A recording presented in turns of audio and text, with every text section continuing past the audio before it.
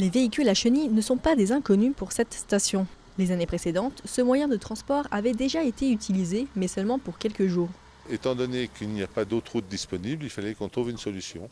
Donc la commission de sécurité, donc il y a des élus de département, il y a des techniciens, il y a les pompiers, il y a les gendarmes. Donc on a mis en place ce système de chenillettes sur notre domaine avec l'accord de cette commission de sécurité.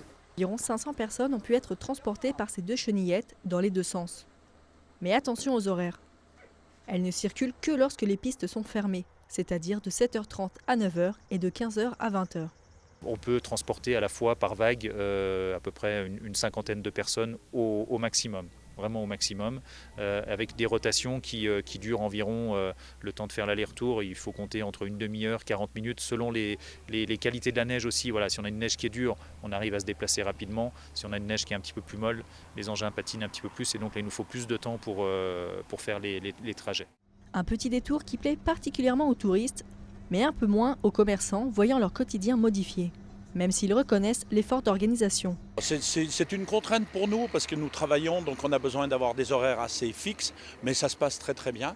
Par contre, on n'a pas d'autre choix que de passer par le col de la Ramaze. On attend le déclenchement des avalanches pour pouvoir attendre que la route s'ouvre.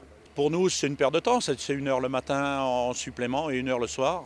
On ferme le magasin 1 heure avant l'horaire prévu. On doit quand même féliciter les gens qui font le transport, la SPL, qui mettent tous les moyens en place, les remontées mécaniques et surtout l'Office du tourisme qui nous accueille très bien.